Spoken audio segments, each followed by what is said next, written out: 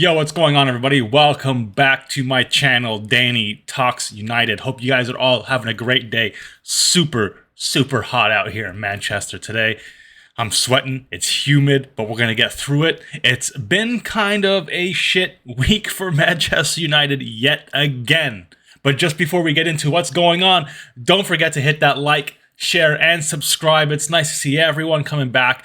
Thank you guys for watching my last video. If you haven't watched it, go back and watch it. It's about ESPN and their shit pundits. But let's forget about that. Let's jump right into today's, or let's just say this week's news, because I don't do videos every day anymore.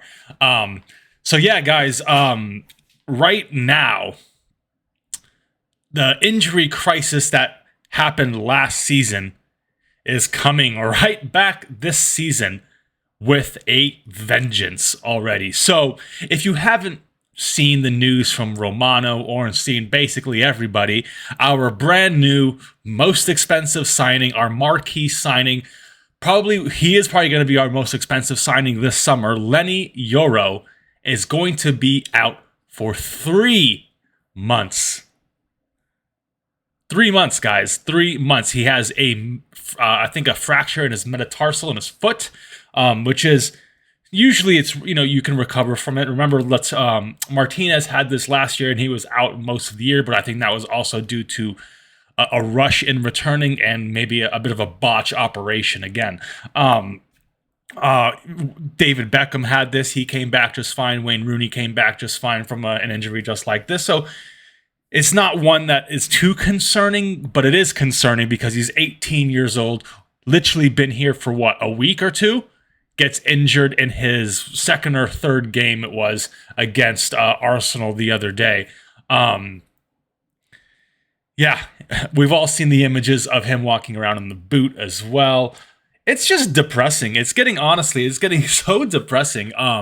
Everybody wants to blame this guy, blame that guy, blame the pitch. I mean, we really don't know who we can blame this on. Yeah, from what I've heard, look, I'm not in Los Angeles. I used to live in Los Angeles, but this stadium was not built when I was living there.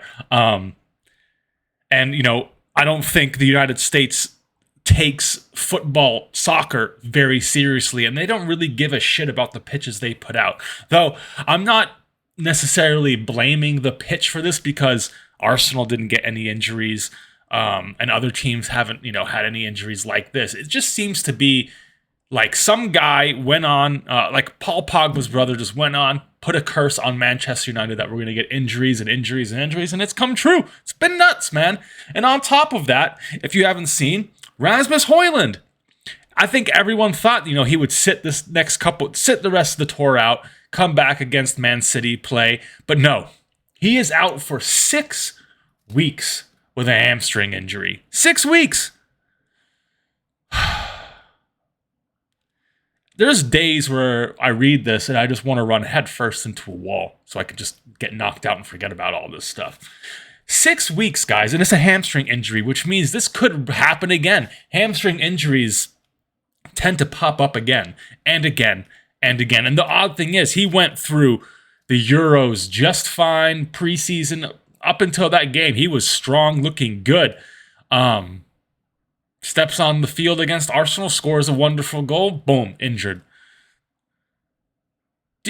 You have to start thinking that there's some guy backstage like a concert, in the back room that's just sabotaging these players. Maybe it's Harry Maguire with Leny Yoro making sure he plays. I don't know, guys. It's just getting a bit ridiculous. But it is what it is, right? I guess this means that we do now need to accelerate a bit on another defensive signing, which I think we all were expecting anyway. So maybe we get a more of a development on the De Ligt deal this week. I think we need to get that done, but we also can't look like we are absolutely desperate, or we're just going to end up paying over the odds like we always do. Now, also,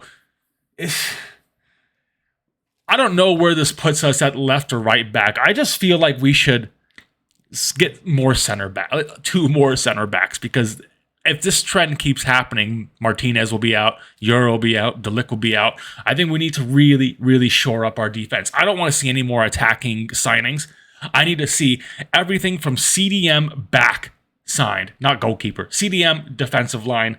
We just need to focus on those areas. Please, please, please, because they are dropping like flies.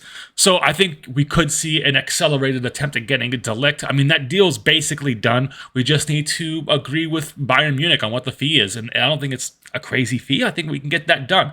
Same with Ugarte.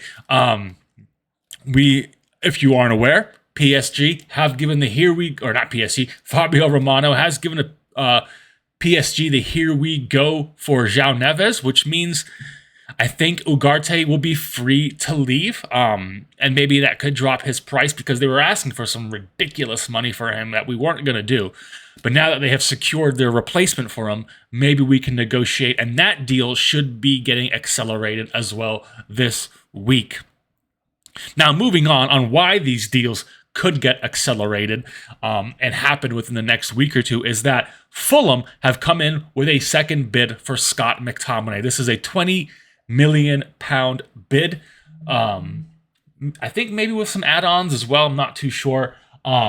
United are expected to reject this bid because they want something more around the 30 million mark. So I can see them coming in with another bid, pay probably around that 25 with add-ons that should be easily achievable for Scott McTominay because he tends to play almost every game. He scores goals.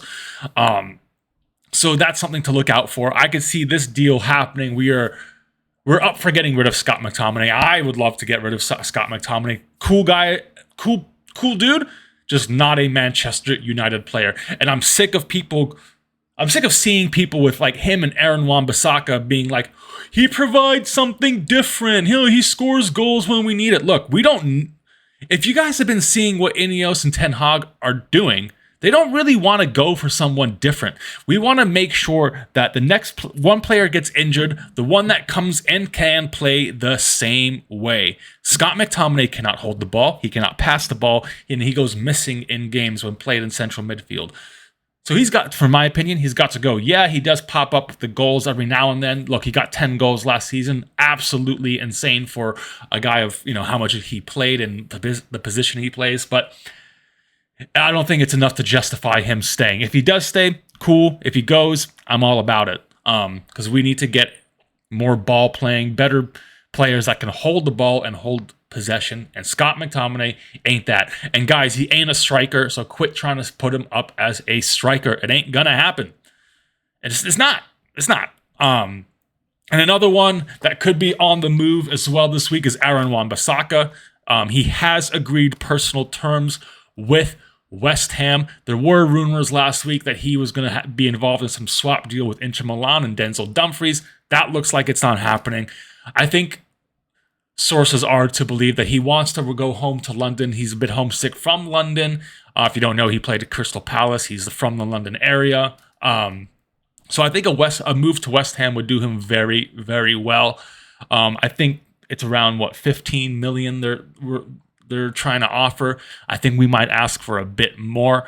And then we'll bring in a guy like Mazraoui. I can't even say his name. Mazraoui, who I think is questionable, has a iffy injury history, but is very, very good at being a progressive right back. Not that great defensively, but if we're holding possession, we're hoping that we don't need someone who is insane defensively. And he's going to be a backup anyway to Diogo Dalot. But this allows us to make changes that don't really affect the team. Aaron Wan-Bissaka comes in, and that kind of changes how that right side plays because he is shite on the ball. He's gotten better, but he is not that good. Woo! Right, guys? Let me know how you're feeling because this injury stuff is just... I was excited for the season to start. It starts in a few weeks, guys. I moved to Manchester about a month ago, and I'm excited to... I'm only living about 15, 20-minute walk from Old Trafford, so I get to hear it. I get to pretty much see it all the time. But this injury stuff has just put a cloud over that stadium, has put a cloud over my mood. And I just feel like it's just going to happen. It's going to be deja vu from last year. Injuries and injuries and injuries when we've got to find a way to sort this out.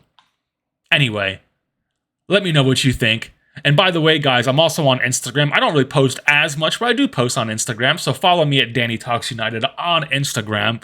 And if not, like I said before, don't forget to like, share, and subscribe. I will see you all on the next one with hopefully better news.